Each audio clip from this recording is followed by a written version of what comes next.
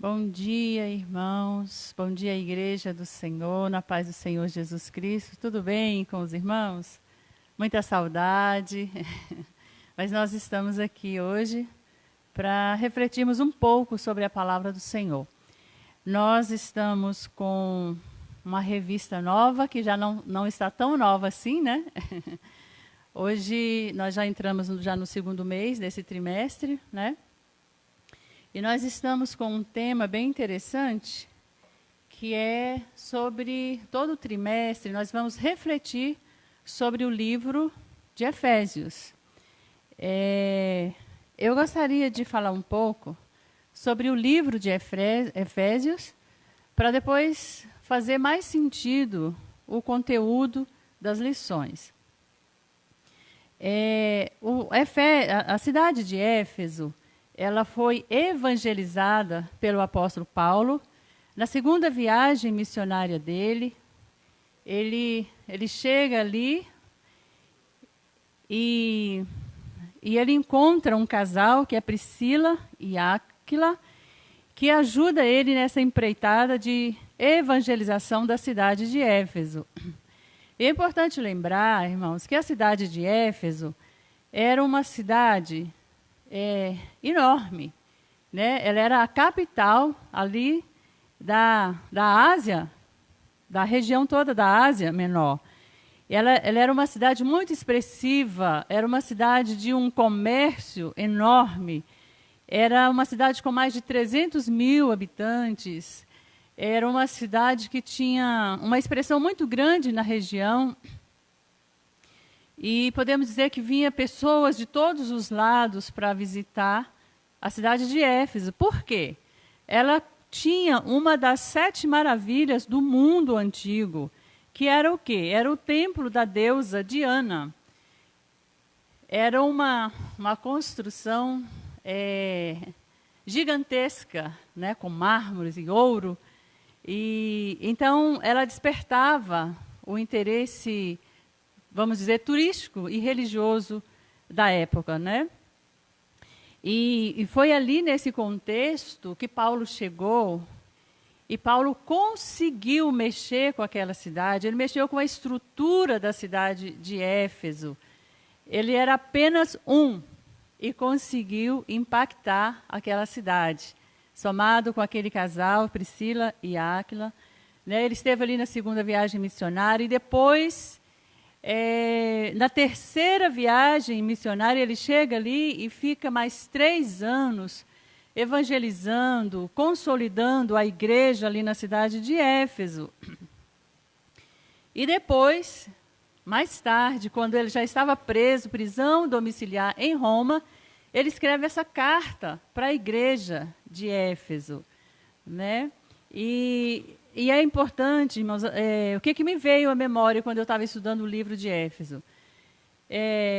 Apesar de Paulo ter conseguido impactar aquela cidade, ele mexeu com o comércio. Por que ele mexeu com o comércio?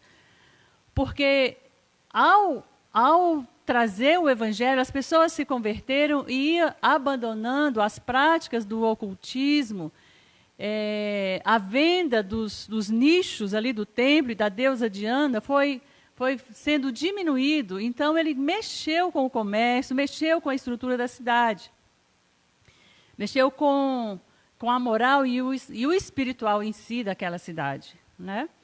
E depois de o apóstolo Paulo consolidar a fé ali daquele povo, da igreja de Éfeso, quando a gente vai para o Apocalipse, que a gente vê as 7 igrejas da Ásia que João escreve, nós deparamos com a igreja de Éfeso sendo alertada pelo João, né? O Senhor estava triste com a situação da igreja. Então, o que acontece? A gente vê que há uma necessidade de perseverar na presença do Senhor. Ou seja, o Senhor nos salva, o Senhor nos liberta, o Senhor nos transforma. Mas nós precisamos dar continuidade nessa fé, nessa salvação, desenvolver a nossa salvação. E não foi assim, infelizmente, até o fim, com a igreja de Éfeso, né? Então, é nesse contexto que nós estamos aqui, né, nesse livro de Éfeso, que nesse mês, nesse trimestre, na verdade, vai ser todo baseado no livro da igreja aliás, nesse livro, que é uma carta que Paulo escreve para a igreja de Éfeso, né? Esta carta é uma igreja, ela fala mais, aliás, ela é uma carta que tem um conteúdo direcionado para a igreja, né? Ela é uma das cartas que mais aborda os conteúdos doutrinários para uma igreja. Ela fala tudo, do crescimento para a igreja, de como andar. Se a gente olhar o livro de Efésios, o tempo todo ele está dizendo em como nós devemos andar. Andai em espírito e não satisfarei as concupiscências da carne. Todo o tempo ele está dizendo do jeito que nós andávamos e agora como nós devemos andar. Ele é um livro prático, né? Então é dentro desse livro que o autor tira a revista desse trimestre. Então nós vamos lá. Hoje já é a lição de número 5, já passamos um mês, né, sem termos a nossa EBD, mas hoje nós vamos começar. Então, nós fizemos essa introdução sobre o contexto, só para uma compreensão melhor, né? Então, hoje, o título é Libertos do Pecado para uma Nova Vida em Cristo Jesus. O texto áureo diz assim: Mas Deus, que é riquíssimo em misericórdia, pelo seu muito amor com que nos amou, estando nós ainda mortos em nossas ofensas, nos vivificou juntamente com Cristo. Isso fala do amor do Senhor, da misericórdia do Senhor. Nós ainda éramos inimigos de Deus, e o Senhor nos amou, usou de misericórdia e nos salvou. Amém? A verdade prática diz assim: por meio da maravilhosa graça divina, fomos libertos do pecado, perdoados e salvos da condenação, e ainda recebemos o direito à vida eterna. Aleluias! Amém? Então, fomos alcançados por essa maravilhosa graça. Somos libertos do pecado, amém? Todos nós fomos libertos do pecado. Glória a Deus por isso. Temos a convicção do perdão do Senhor, amém? E a introdução diz assim: a presente sessão da Epístola aos Efésios apresenta relevantes aspectos doutrinários da salvação. Nela, o apóstolo descreve a libertação dos pecados como um favor imerecido dado por Deus aos salvos, a fim de que eles desfrutassem de uma nova vida em Cristo. Amém? Todos nós desfrutamos dessa nova vida em Cristo? Nós deixamos tudo o que era do passado, quando ainda nós estávamos nos nossos delitos e pecados, ofensas a Deus. Será que já abandonamos tudo isso? Precisamos, né? O Senhor fez tudo, nos garantiu, né? Nos deu a garantia de que nós podemos andar em novidade de vida, né? Nós somos cristãos e precisamos ser conhecidos por andarmos na luz em novidade de vida. E nós precisamos mostrar isso no nosso dia a dia, né? Com as nossas atitudes. E aí eu pergunto: as nossas obras, elas nos ajudam a alcançar a salvação? Precisamos das nossas obras para sermos salvos? O que os irmãos acham? Hein, Jenny? As nossas obras nos salvam? As nossas obras nos salvam? Vamos olhar para isso, né? Vamos ter certeza disso, né? Precisamos dela? Não, nós somos alcançados pela graça do Senhor. Somos salvos pelo amor do Senhor, pela graça do Senhor, pela obra redentora da cruz. Isso nos dá o direito de salvação, né? Mas porque nós somos salvos em Cristo Jesus, fomos alcançados por esse amor, por essa graça, aí sim nós temos as boas obras, né? não para sermos salvos, mas porque somos salvos, né? Se as nossas obras nos dessem o direito de salvação, o Senhor Jesus não teria vindo, né? Mas ele veio porque ninguém deu conta de ser salvo pelas obras, né? Vamos lá. O apóstolo Paulo, ele traz, no capítulo 2, é onde está a lição de hoje, né? Ele traz alguns relatos sobre a graça, sobre a salvação. E o autor, ele começa fazendo uma retrospectiva sobre a nossa antiga natureza, sobre as nossas obras mortas, quando nós estávamos vivendo em nossos pecados, né?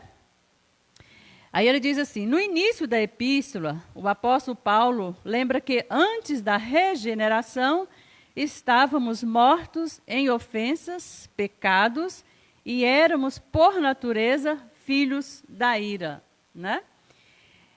E aí, o que ele fez? Ele nos vivificou, estando nós ainda mortos nos nossos pecados, né?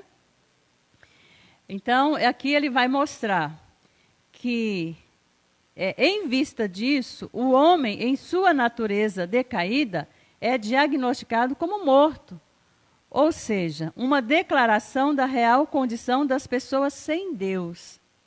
E o conceito de morte é um conceito de morte espiritual e moral, né?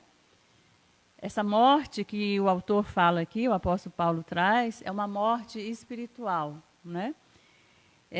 É um homem que caminha longe do Senhor, não tem garantia da salvação e moralmente ele não tem compromisso com os valores e os princípios do reino, né?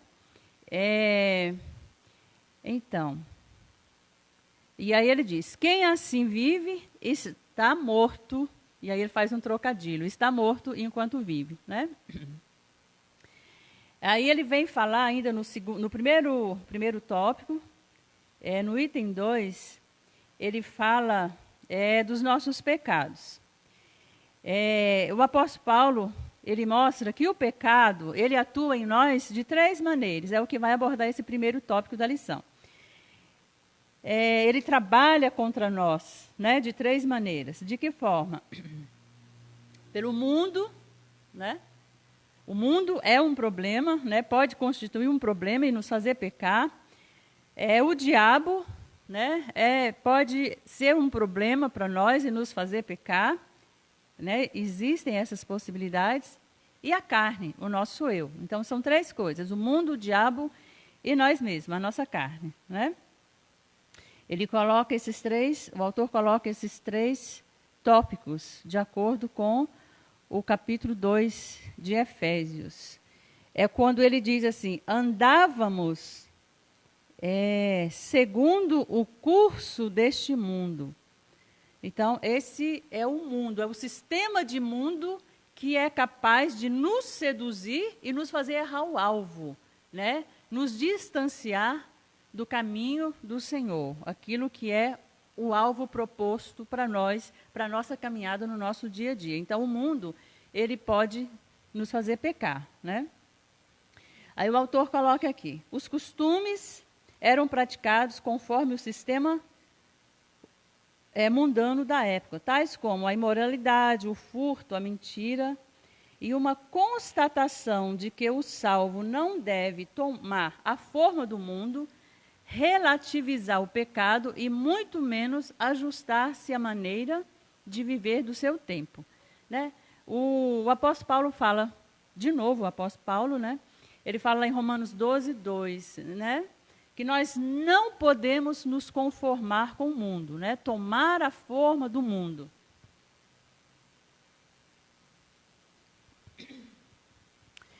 Então, e ele fala também que nós não podemos relativizar o pecado, né? Ou seja, o que é pecado para um já não é pecado para o outro, né? A minha concepção de pecado é diferente da do outro. Hoje isso não tem nada a ver, não tem problema, né? Isso é relativizar o pecado, né? E o apóstolo Paulo, ele nos recomenda a não incorrer nesse erro, né? De tornar aquilo que era pecado antes e agora já não tem problema, né? E nós estamos vivendo assim, quase nada mais é pecado. Eu imagino que nós saímos de um extremo onde tudo era pecado, né? Eu que estou no Evangelho desde a minha infância, me lembro, né, que uma coisinha que eu colocava no cabelo era pecado. A pontinha que eu tirava do cabelo era pecado, né? E hoje, nada mais é pecado. Quase nada mais é pecado. E eu fico imaginando, né? Eu vi um relato de que hoje a relação sexual está muito presente dentro dos namorados da igreja, né? Dos casais da igreja. Era pecado, sempre foi pecado. Hoje não é tanto. Eu já vi líderes trazer essa colocação de como que não é mais pecado. Mas o apóstolo Paulo é enfático em dizer que as relações sexuais ilícitas é pecado, né?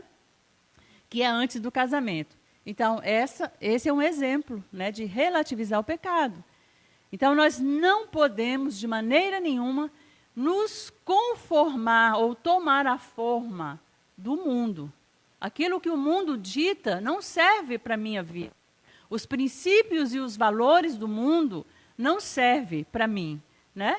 Então, hoje existe uma desconstrução de valores cristãos, desconstrução da família, desconstrução dos princípios.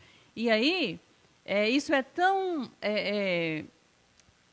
colocado e apresentado através do sistema do mundo, que eu acabo me acostumando com isso. E eu acabo o quê?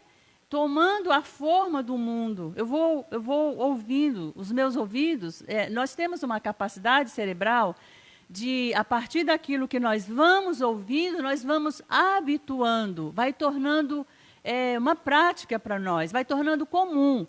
Isso é importante em alguns aspectos, mas quando se diz respeito às questões do reino, nós não podemos usar dessa função cerebral que nós temos, de nos habituar com aquilo que é levado, despejado nas nossas mentes, né? Então, nós precisamos guardar-nos desse sistema de mundo.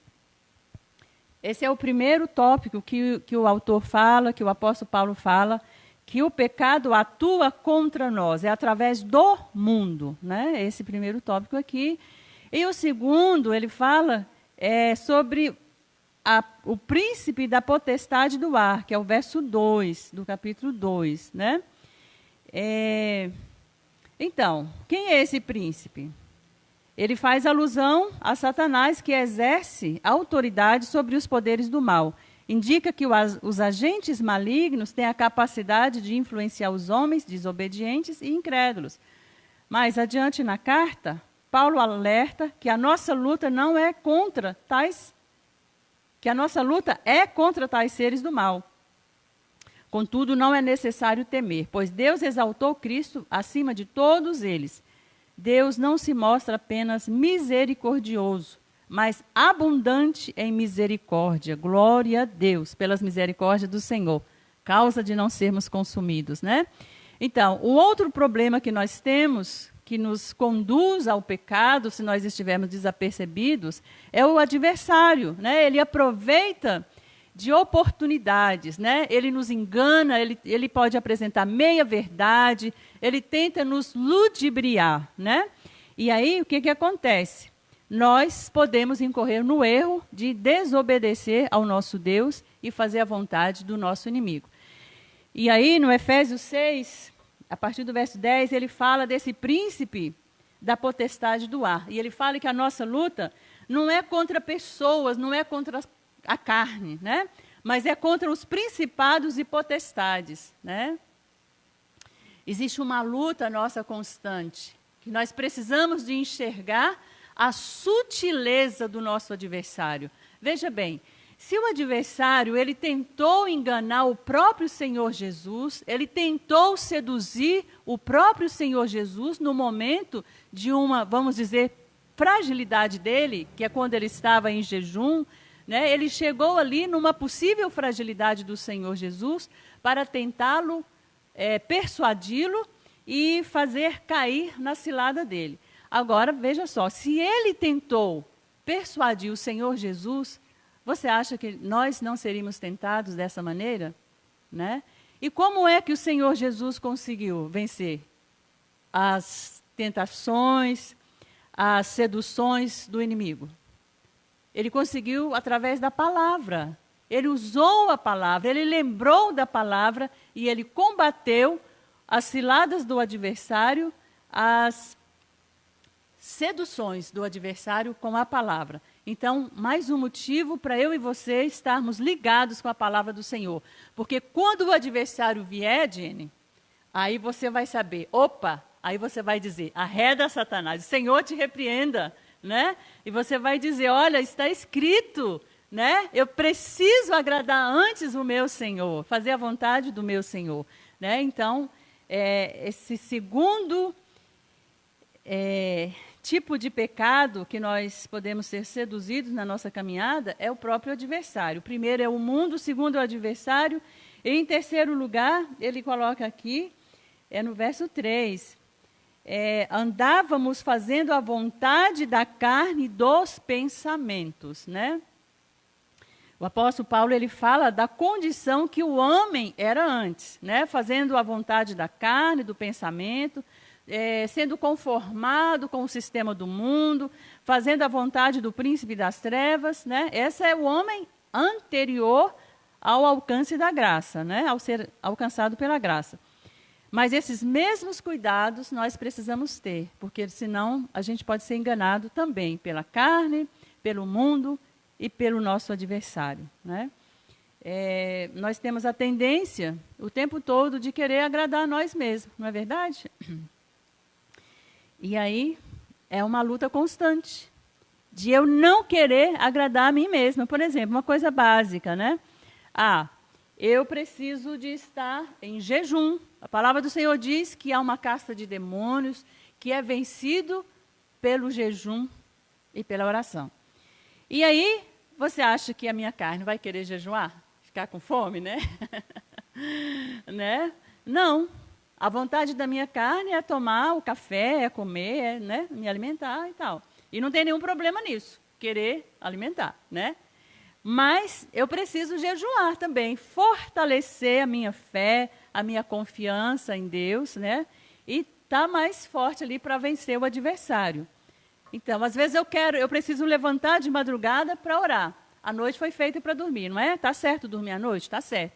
Mas às vezes é importante eu estar na madrugada orando. O Senhor Jesus, ele sempre nos deu exemplo. Ele sempre retirava para orar na madrugada, né? Nas altas vigílias, ele estava orando. Bom, e a minha carne, ela quer? Não, ela quer dormir, né? Então, a gente tem que tomar esse cuidado para não estar sempre fazendo a vontade da nossa carne. Esse é um exemplo básico, mas tem outros mais graves, né? Então, são esses 3 pontos que nós devemos ter cuidado. Nós já saímos de lá, né? Que é de ser enganado pela nossa carne, nossa vontade e pensamento.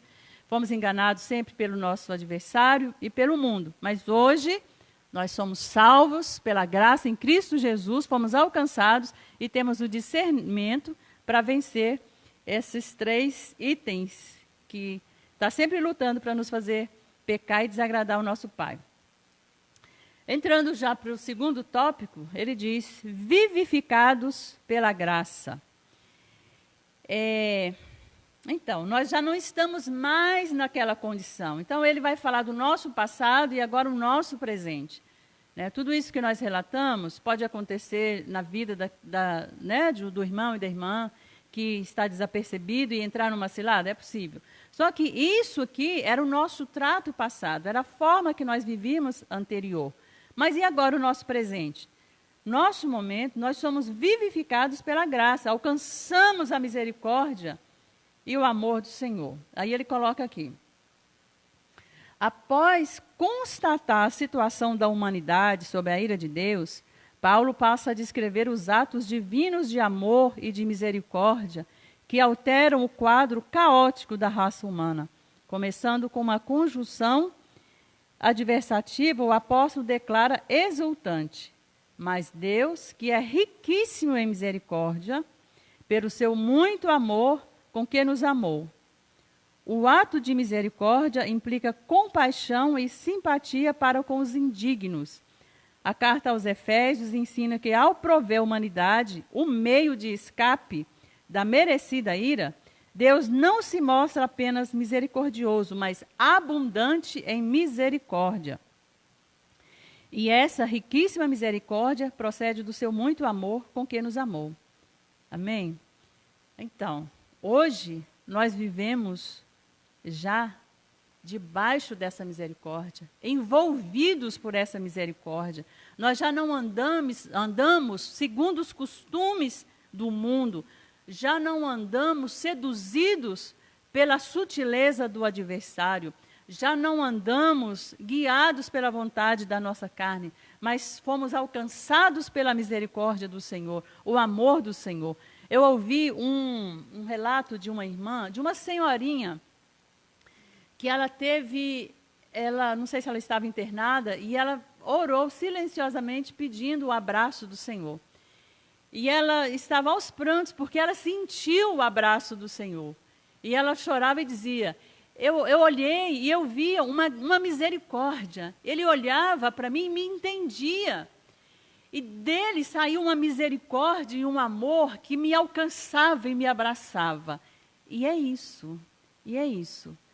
Existe uma graça, existe uma misericórdia, existe um amor que sai do Senhor e nos alcança, e nos envolve, e nos abraça. E nós precisamos sentir esse abraço da misericórdia do Senhor. Precisamos saber que nós estamos envolvidos por essa misericórdia do Senhor. Estamos enlaçados nessa misericórdia, e não mais pelo pecado, não mais pela a força desse mundo e nem da nossa carne. Mas existe uma força maior, que é a misericórdia do Senhor. Amém? Misericórdia do Senhor. Então, aquilo que o pecado fazia contra nós, hoje é o Senhor que faz por nós essa misericórdia.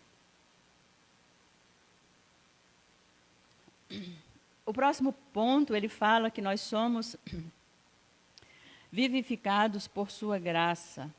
Então, se era a misericórdia, agora é a graça do Senhor. A misericórdia, ele expressa aqui como uma compaixão, um amor, né, com quem não merece.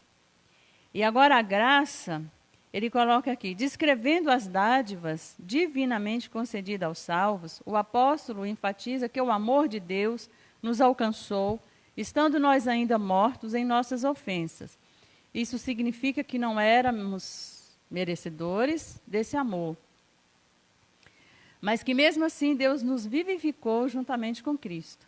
Essa frase quer dizer que nascemos de novo, não estamos mais mortos, pois Cristo nos deu vida outra vez. Fomos vivificados sem mérito algum. Tudo foi efetivado por meio da sua graça, o favor imerecido. Então, nós somos alcançados por essa graça. E a graça é exatamente isso. É um favor que nós recebemos sem merecer. Não merecemos, mas mesmo assim, o Senhor quis fazer por nós, né?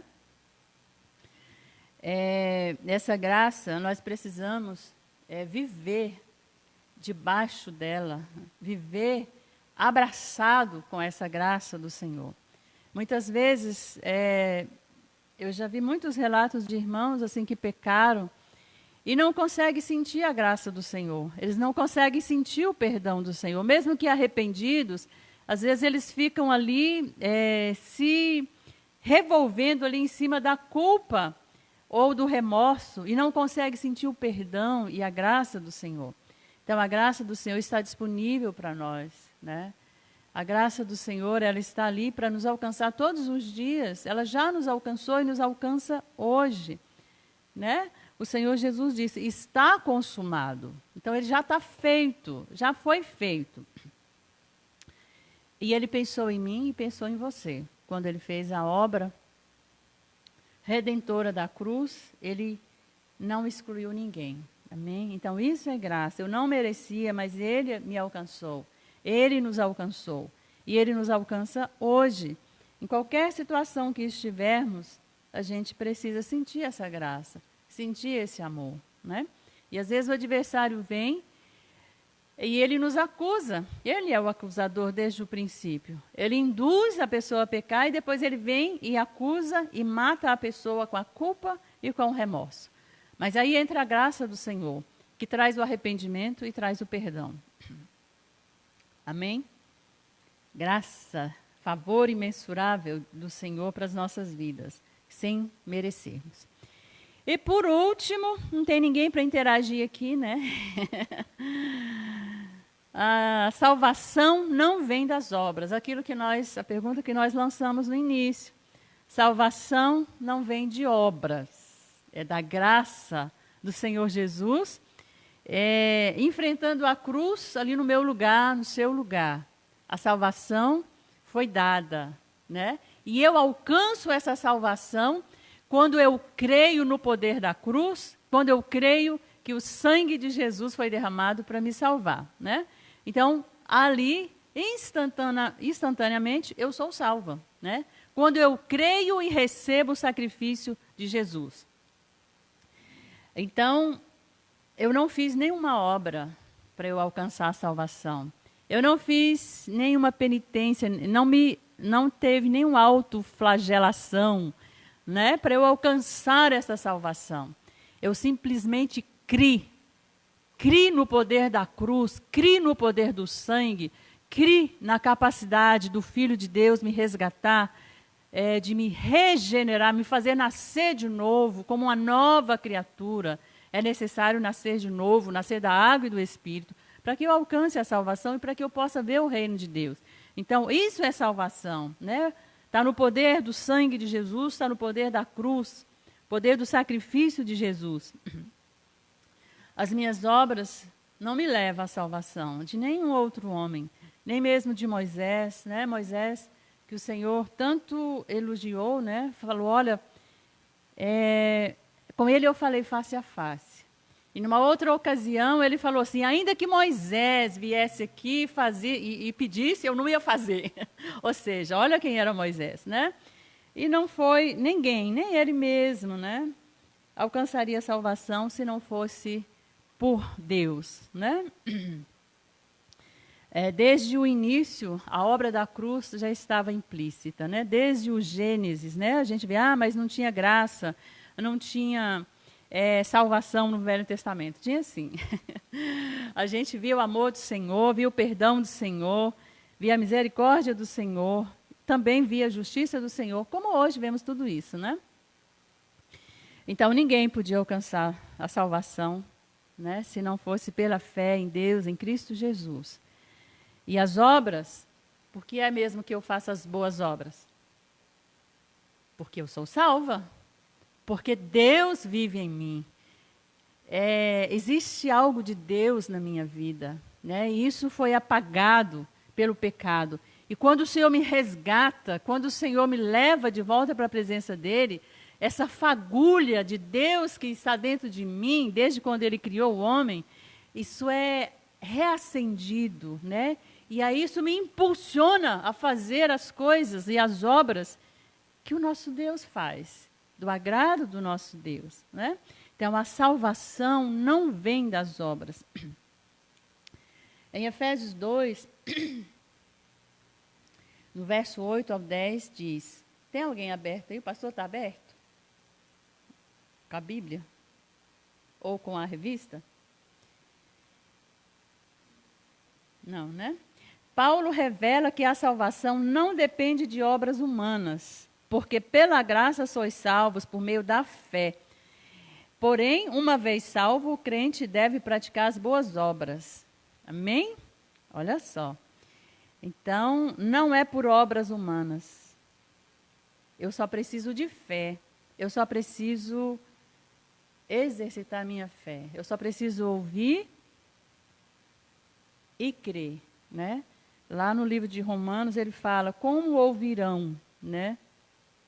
E como crerão se não ouvirem, né? Então tem que ouvir e crer. E aí eu alcanço a salvação. A graça como meio da salvação é puramente a graça do Senhor. Eu preciso crer nisso, né? A salvação inclui a libertação da morte, da escravidão do pecado e da ira vindoura. Ao mesmo tempo, permite ao salvo desfrutar de todas as bênçãos espirituais escritas em Efésios 2, 1 a 7. Aqui a gente já fala do futuro, né? Portanto, a salvação é o livramento do poder da maldição do pecado e da morte, e a restituição do homem à comunhão com Deus, uma bênção concedida a todos que recebem Cristo como Salvador, né? Essa é o que a graça nos proporciona, né? Essa comunhão, o resgate dessa comunhão do homem com o Salvador, né? A palavra graça é a tradução do grego charis, que significa favor imerecido. Ela mostra que a iniciativa para tornar possível a salvação veio da parte de Deus. Foi uma iniciativa do Senhor. É por meio da graça que Deus ativa o livre arbítrio e capacita o pecador para que responda com fé o chamado do Evangelho, né? Então, nós temos escolhas, né, de aceitar ou não o chamado do Evangelho. Todavia, assim como o ser humano é livre para escolher entre dois caminhos, quais são os dois caminhos? Salvação e perdição, né? Sua liberdade não foi eliminada e a graça pode ser resistida. Então, a pessoa pode resistir à graça, né? Nós temos a escolha de entrar e andar na graça do Senhor ou resistir essa salvação, essa graça, né? A fé deve ser considerada como a aceitação da obra realizada por Cristo em nosso favor. Ela é a resposta à graça de Deus através da qual recebemos a salvação, né? Então, nós respondemos a tudo que o Senhor fez através da nossa fé, aceitando, né, o amor do Senhor, a misericórdia do Senhor, a obra redentora e salvadora do Senhor, né?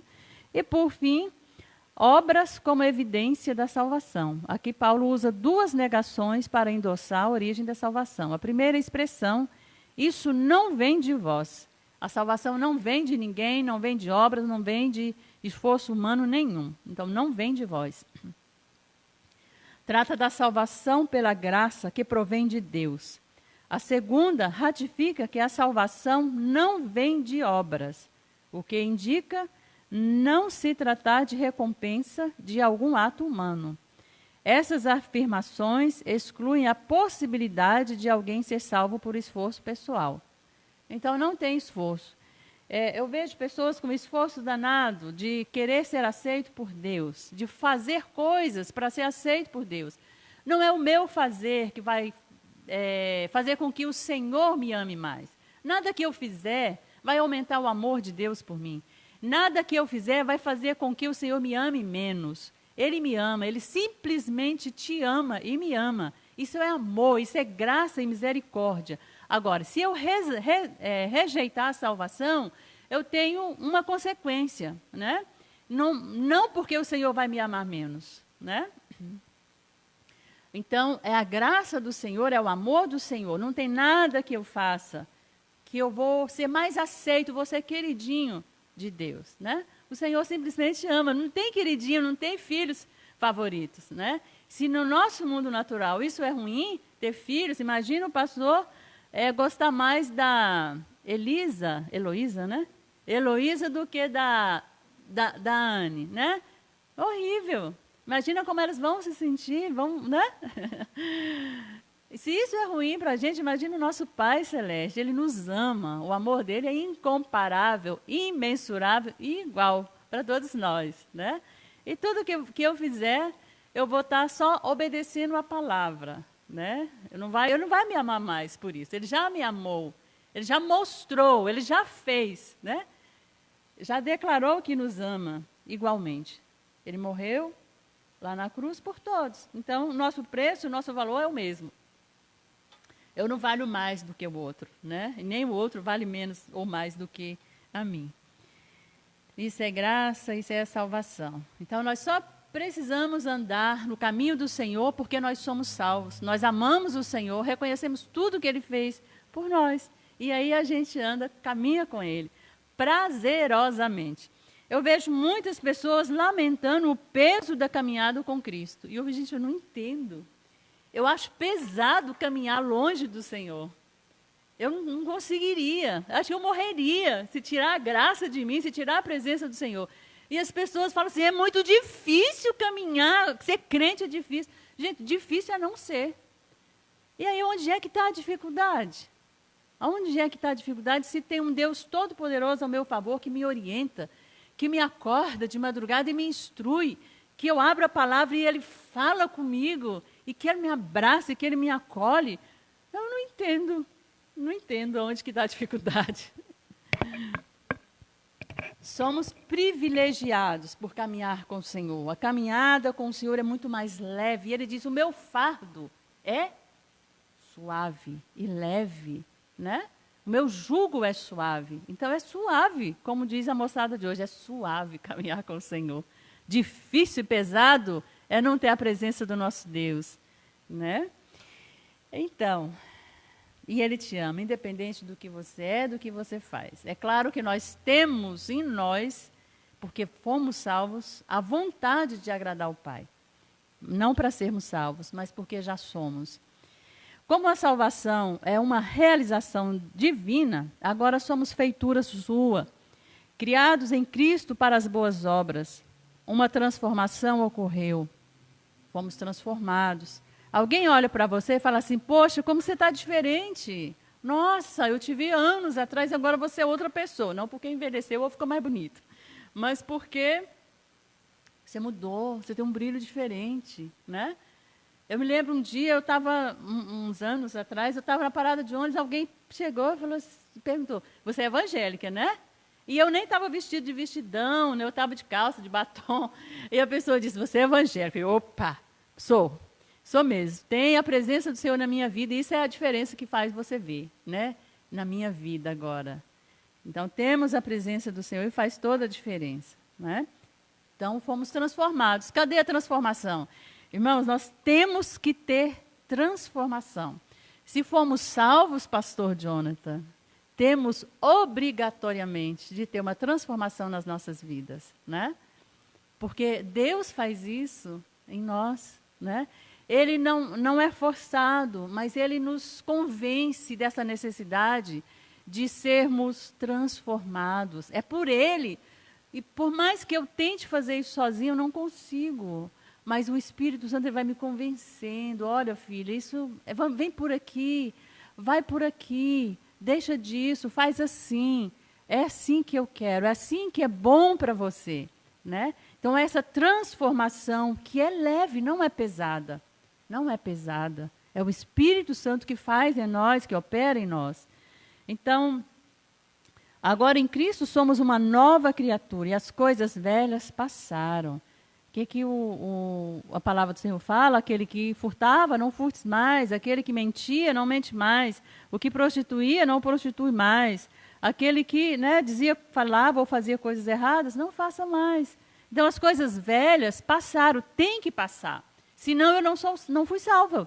Porque quando a gente é salvo, automaticamente a presença do Senhor vai me conduzindo para essa transformação, né?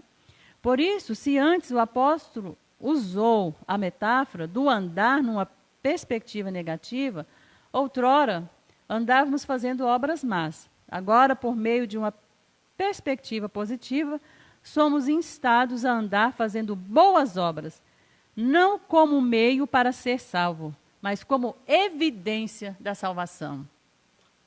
Glória a Deus por isso. Evidência da salvação. A evidência de salvação em nós, louvado seja Deus. Na conclusão, quero pedir o pastor Jonathan para ler a conclusão, por favor.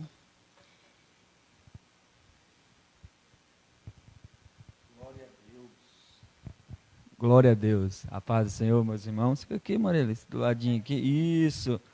Que aula maravilhosa, abençoada que hoje nós tivemos. E como é bom falar de salvação, né? Como é gostoso. Vou ler aqui a conclusão. E diz assim: antes da regeneração éramos filhos da ira e condenados à perdição eterna. Por ato do amor divino, por meio de sua maravilhosa graça, nos tornamos filho por adoção. Essa gloriosa salvação nos foi concedida independente de nossas obras. A partir da salvação, passamos a praticar boas obras que glorificam a Deus, nosso Pai, que está lá em Mateus 5,16. Amém, queridos? Então, como foi toda a aula falando sobre isso, sobre a salvação, e não é por obras, foi o que ela falou, foi o que falou na revista, e a Bíblia fala isso. Na verdade, nós não conquistamos salvação, nós não fazemos obra para conquistar a salvação. Na verdade, é o contrário. Nós somos salvos e por isso fazemos boas obras. Por forma de gratidão, por forma de amar a Deus e não querer entristecer o coração do Senhor. Por isso, nós obedecemos por amor, por gratidão, porque Ele é maravilhoso, porque Ele é grande em nossas vidas. Amém, meus irmãos? Que Deus venha falar mais com o seu coração, com essa palavra. E nós vamos orar, né? Glória a Deus, vamos estar orando. Deus, em nome do Senhor Jesus Cristo, neste domingo tão maravilhoso, nesta manhã tão grandiosa que o Senhor nos deu, Senhor. Deus abençoa a nossa irmã Maria Alice, que deu uma aula para os nossos corações, para as nossas vidas, ó Pai. E neste momento também, Senhor, abençoa a Diene, que está nos apoiando aqui, Senhor. Abençoa cada um, meu Pai amado, da nossa igreja, meu Pai amado, que o Senhor venha visitar eles neste domingo, dar um almoço abençoado com as suas famílias, ó Pai. Aonde tivesse uma briga, uma contenda, que caia por terra, Senhor. Porque hoje é o dia do Senhor. Hoje é o dia maravilhoso, a qual o Senhor ressuscitou, né? Todos os domingos nós lembramos disso, porque o Senhor ressuscitou e o Senhor não está morto, o Senhor está vivo, provando assim que o seu sacrifício na cruz do Calvário foi aceito, e é por isso que nós somos salvos, porque o Senhor morreu no nosso lugar. Muito obrigado, Senhor, em nome do Senhor Jesus Cristo. Mais à noite vamos estar participando da Santa Ceia do Senhor, e que o Senhor venha abençoar também o ministrante, a cada um da equipe que vai estar aqui. Abençoa, Senhor, meu Deus amado, a nossa igreja, abençoa a igreja brasileira, abençoa os líderes, ó Pai amado, o nosso presidente, ó Pai amado, essa nação tão grandiosa e tão maravilhosa.